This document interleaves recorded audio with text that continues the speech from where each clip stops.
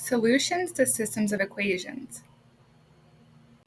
In this video, you'll learn how to tell how many solutions a system has by graphing the equations or by analyzing the parts of the equations.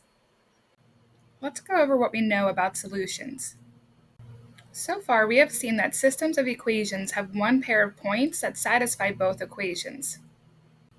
But a system of equations can also have no solutions or infinitely many solutions. Let's start by looking at systems that have one solution. This means a system of equations has only one pair of values that make both equations true. The equations in this system will have two different slopes.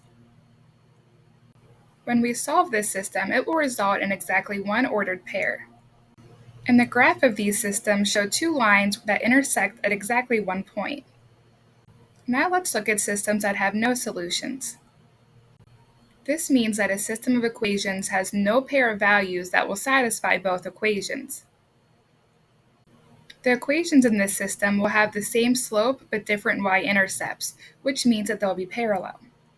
When we solve this system algebraically, we'll get a result of a false equation, like 3 equals 5 or 2 equals 7, or anything that's false. When we graph this, we'll have two parallel lines that will never intersect. Now let's look at infinite solutions. This means that a system of equations has an infinite amount of solutions that will satisfy both equations.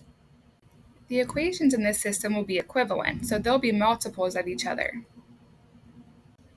When we solve this system algebraically, we'll get an equation that's true but doesn't have a variable, so it will be like 5 equals 5 or 2 equals 2 or anything that shows a true equality. And the graph will show two identical lines that are on top of each other, showing us that every point on that line can be a solution. Let's look at some of these solutions. So we'll determine how many solutions each system has. So we'll start with this one. We have y equals 2x plus 4 and 4x minus 2y equals negative 8. The first equation is in slope-intercept form, so it's easy to see the slope and the y-intercept. So let's put this second equation in that form also so we can compare it. So we'll take the second equation and solve for y. We'll start by subtracting 4x from each side. This will give us negative 2y is equal to negative 4x minus 8. Now we'll divide both sides by negative 2, giving us y is equal to 2x plus 4. Now when we take this equation in its new form and compare it to the first equation in our system, we see the exact same equation. So our slope is the same and our y-intercept is the same. This tells us that there will be infinite solutions to this system. Let's determine how many solutions this system has. So the first equation is in slope-intercept form again, so we'll take that second equation and do the same thing. So we'll take this equation and solve for y. In this equation, all we have to do is subtract 3x from both sides to get y by itself. This will leave us with y is equal to negative 3x plus 4. When we compare this equation to the first equation in our system, we see that they have the exact same slope of negative 3, but the y-intercepts are different. So this tells us that these lines are parallel, which means that there are no solutions. Now let's create two systems that have no solutions.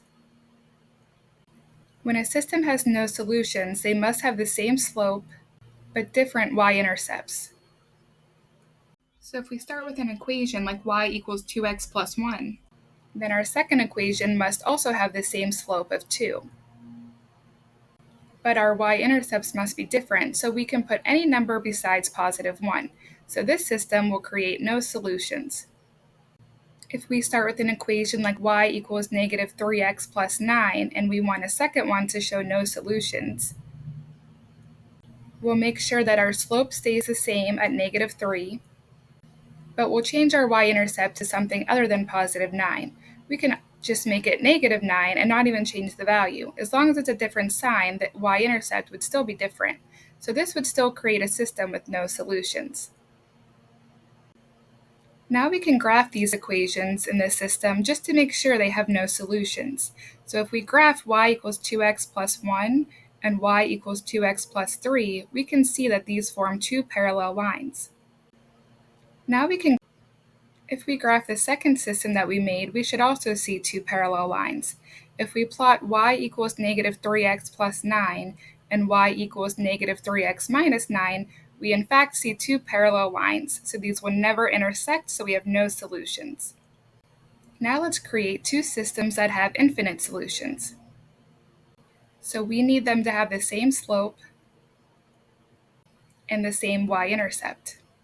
So this means that they'll be multiples of each other. So if we start with an equation like y equals 2x plus 1, then we can create another equation that would have infinite solutions by making sure it's a multiple of our current equation. So we can multiply it by 2, which would give us 2y equals 4x plus 2, and now these would form infinite solutions when we graph them. If we start with an equation like y equals negative 3x minus 4, and we want infinite solutions, we just need to multiply it again. So we can even just multiply by a negative 1, which will just switch the signs. So we'll get negative y equals 3x plus 4. So although it wasn't a big change, that negative sign would still show two lines on top of each other that have infinite solutions. So to recap what we've learned, if there is one solution to this system, the equations will have different slopes and different y-intercepts, and they're going to intersect at exactly one point. If there are no solutions to the system, then the slope will be the same, but the y-intercepts will be different. So these will form two parallel lines. And if there are infinite solutions, then both the slope and the y-intercepts will be the same. So we'll see two identical lines on top of each other.